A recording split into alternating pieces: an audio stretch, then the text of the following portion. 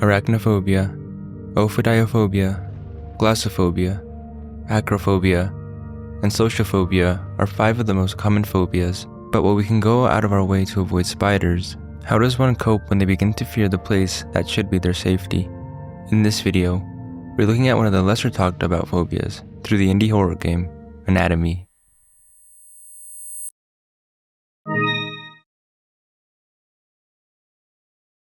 As you'd expect, we start our journey inside what is presumably our home, or so it appears. It's often said that what makes a home isn't the house itself, but the warmth created by the inhabitants, whether that be family, friends, or a beloved pet. In this house, however, we get none of that. Just ominous paintings, your typical furniture like a couch, TV set, bookshelves, a table, a tape recorder, and tapes scattered around the home. Tapes that talk in great detail about the home, its role in humanity since its inception, and the apparent resemblance to the human body. It is difficult to overstate the significance of the house. Since as early as the Neolithic era, humankind has defined itself by its buildings. Buildings for worship, buildings for socializing, buildings for protection, even buildings for the commemoration of the dead. But of all the structures that mankind has invented for itself, there is little doubt that the house is that which it relies upon most completely for its continued survival.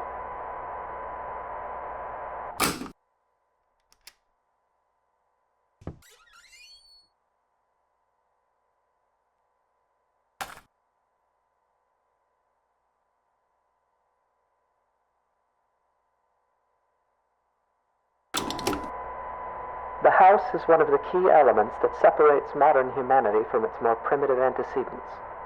No other creature goes to such lengths to create lasting, permanent shelter for itself, nor regards said shelters with such reverence and import. Why do human beings of our modern age foster this tremendous sympathy toward their homes? There are many reasons, of course, but perhaps it is due in some small part to seeing them as a reflection of ourselves.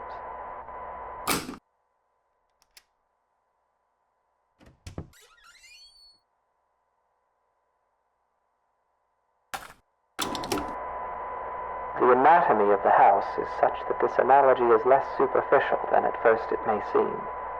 To carry it further, if we were to dissect a house as we might a human cadaver, we would find ourselves able to isolate and describe its various appendages and their functions in a decidedly anatomical fashion. There is even a fair number of direct comparisons to be drawn between those organs of a house and those of a human body.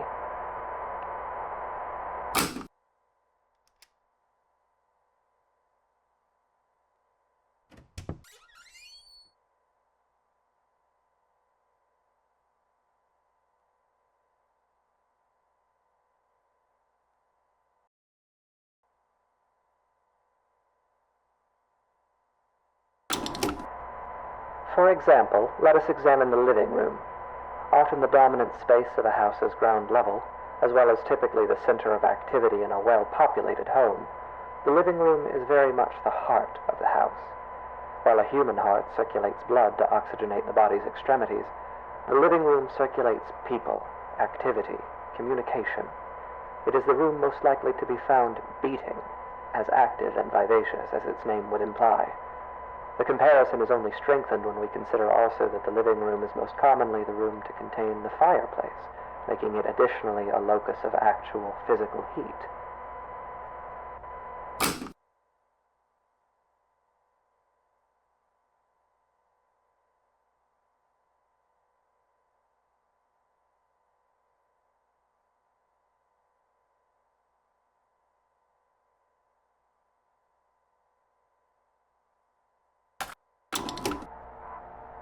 It is easy to think of the kitchen and dining room as the stomach or digestive system of a house, though this comparison is tenuous. By contrast, the function and analog of a bathroom should be immediately obvious.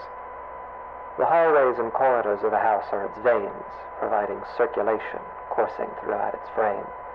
A staircase bears more than a passing resemblance, both physically and symbolically, to a spine.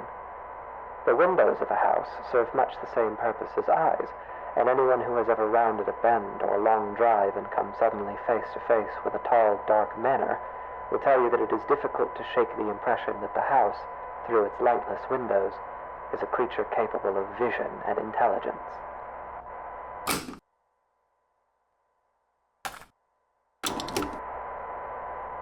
The bedroom is perhaps the room that most eludes direct comparison in this fashion. At a stretch, and allowing for a bit of poetic sympathy, it might be said that the bedroom is not unlike the human mind, or those parts of it which dictate thought and imagination.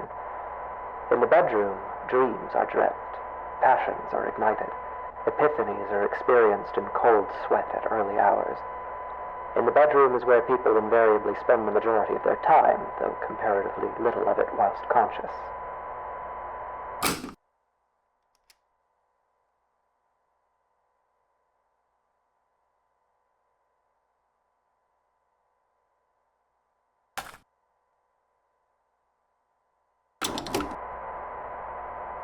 And yet this analogy is an incomplete one, for obviously the mind is an exceedingly complex thing. If the bedroom represents the thinking, dreaming part of the brain, then it is the basement that represents those lower, unconscious parts. The basement is dark. It is buried. It is a place full of cobwebs where memories are stored. A poignant comparison, truly. Often the unnerving uncertainty that comes with considering the deeper aspects of the human psyche is not unlike gazing down at the swimming blackness pooled at the bottom of a basement stairwell. It is a place we spend our childhoods filling with monsters that will lay for years in patient silence. It is a place that, barring some specific errand, we seldom ever want to go.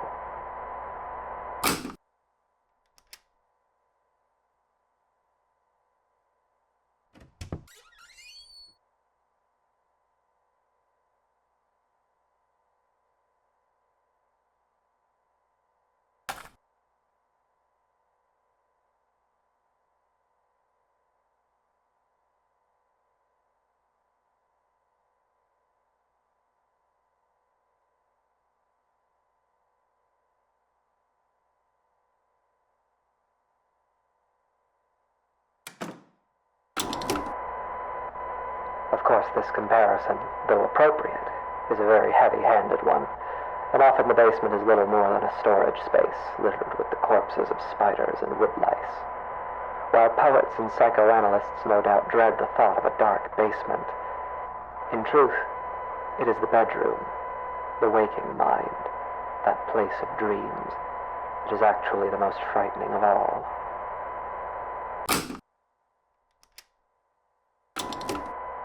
It is here, in the bedroom, that we are at our most vulnerable. Each night we shut our senses to the world for hours at a time, trusting in the house to keep us safe until next we wake. In this state of extreme vulnerability, we will spend something like 20% of our lives. Anything might stand beside us, watch us, keep us company until dawn, and we would never perceive it. We can only pray that the house will not let such things carry on as we sleep. In this way, during these hours, the bedroom seems less like a mind and more like a mouth. For it is here that the house is most likely to betray us. It is here that we place ourselves most at the house's mercy and spend each night hoping that it will not bite down.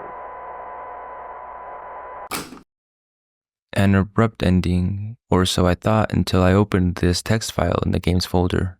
Believe you reached the end of the game? Unsure what to do next? Scroll down slowly. Stop at the speed bumps. Have you only run the game once? The game must be run several times for the complete experience. Alright, let's see what else this house has in store for us.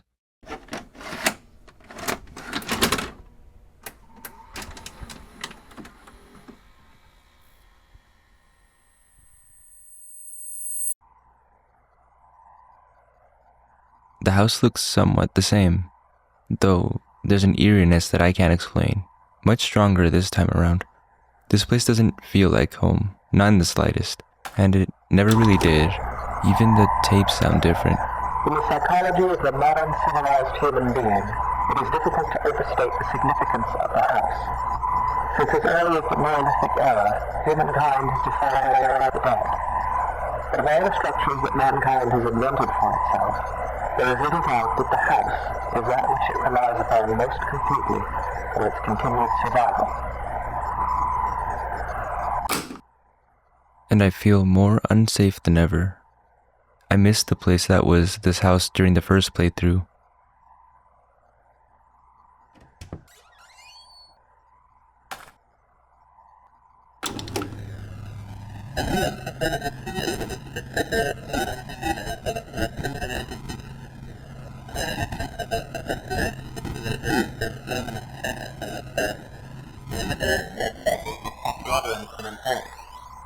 Why do human beings of our modern age foster this tremendous sympathy? The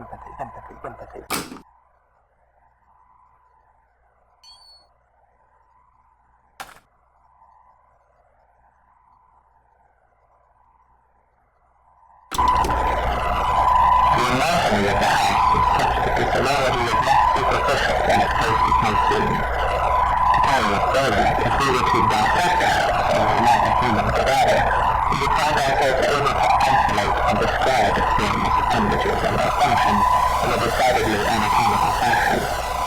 There is even a fair number of direct comparisons to be drawn between our quarters to the house.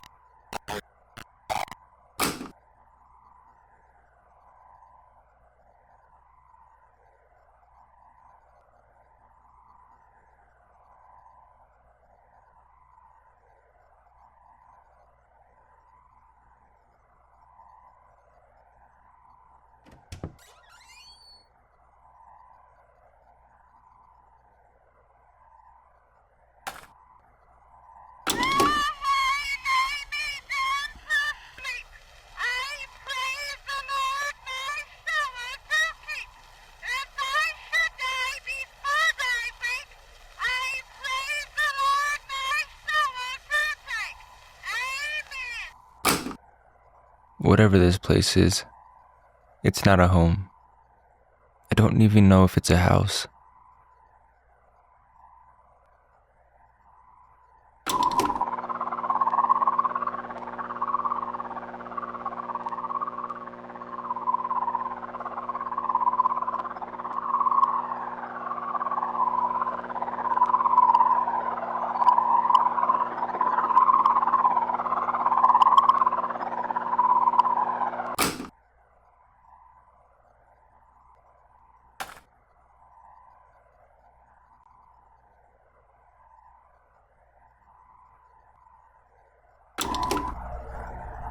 It is easy to think of the kitchen and dining room as the stomach or digestive system of a house, though this comparison is tenuous. By contrast, the function and analog of a bathroom should be immediately obvious.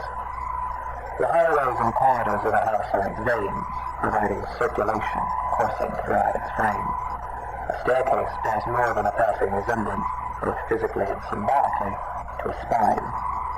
The windows of a house serve much the same purpose as eyes, and anyone who has ever rounded a bend on a long drive and come suddenly face to face with a tall, dark manor will tell you that the house is a creature capable of...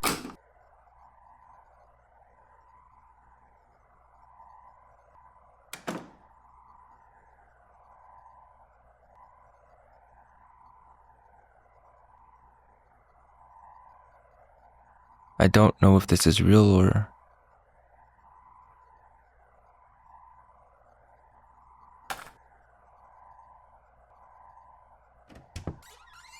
At least, I hope it's not.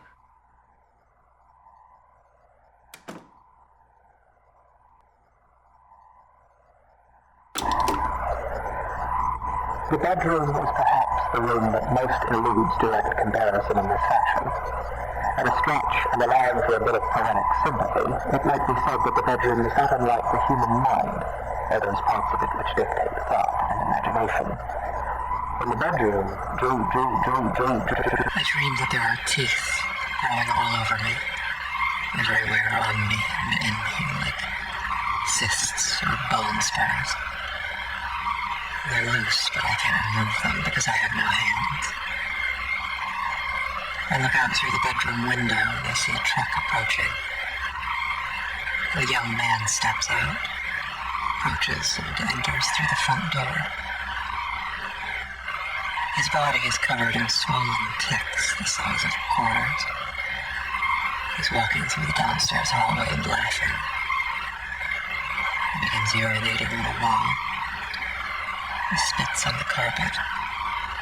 He's moving through the first floor, breaking and upsetting things. He goes to the basement and stands at the top of the stairs. I'm angry at him, so I slam the door and he falls down. I can feel his bones snapping. The ticks are bursting, oozing old black blood everywhere.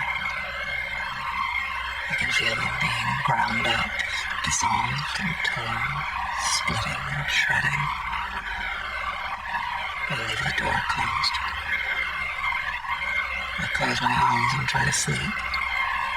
The teeth continue growing on me until there's nothing left of me but teeth and gums and sinew. The basement is dark.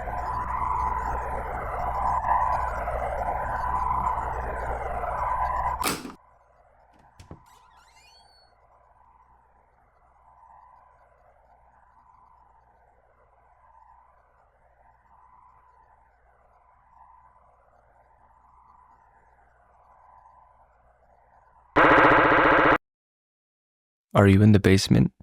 Immobile, with a tape player? Has it played its tape?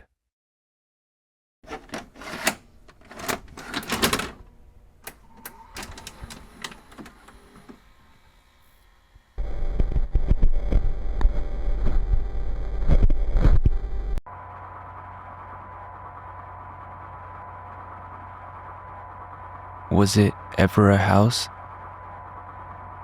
Was this ever our home?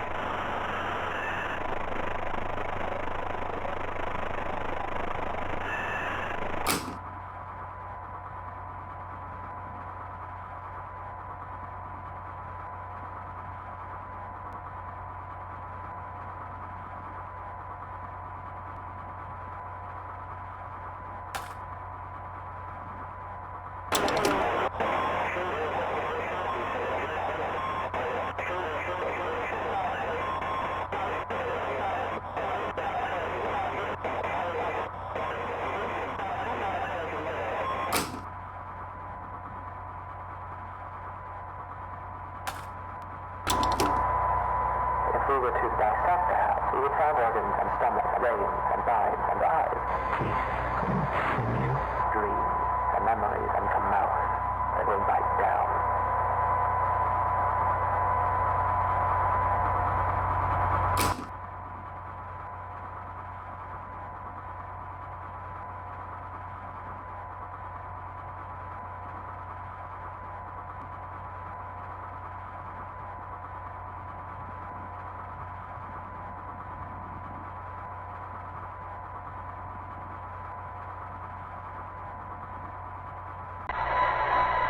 There is an important distinction that must be drawn between the words dissection and vivisection, a distinction that would appear to be lost on you.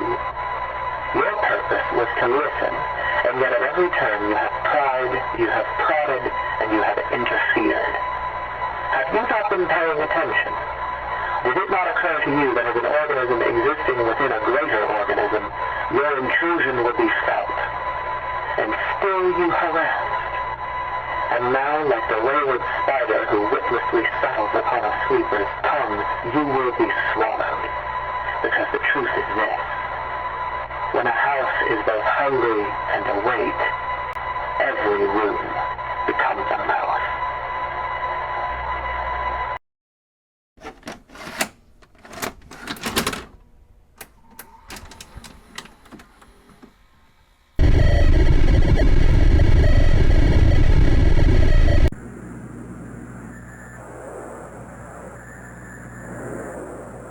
I want to believe it's safer out here than in that place.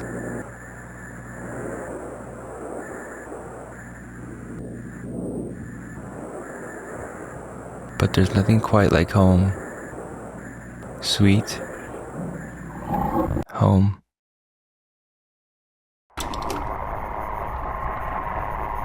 What happens to a house when it is left alone? When it becomes worn and aged? When its paint peels and its foundations begin to sink? When it goes for too long unlived in? What does it think of? What does it dream? How does it regard those creatures who built it, brought it into existence only to abandon it when its usefulness no longer satisfies them? It may grow lonesome. It may stare for long hours into the darkness of its own empty halls and see shadows, and its heart may jump as it thinks, here is someone again, I'm not alone.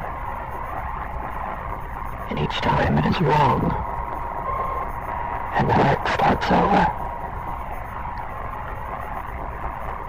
It may haunt itself, inventing ghosts to walk its floors, making friends with its shadow puppets, laughing and whispering to itself at the end of some quiet cul-de-sac. It may grow angry. Its basement may fill with churning acid like an empty stomach, and its gorge may rise as it asks itself through clenched teeth, what did I do wrong? It may grow bitter. It may grow hungry. So hungry and so bitter that its scruples dissolve and its doors unlock themselves. While a house may hunger, it cannot starve. And so, in fever and anger and loneliness, it may simply lie in wait. Doors open, shades drawn, hallways empty,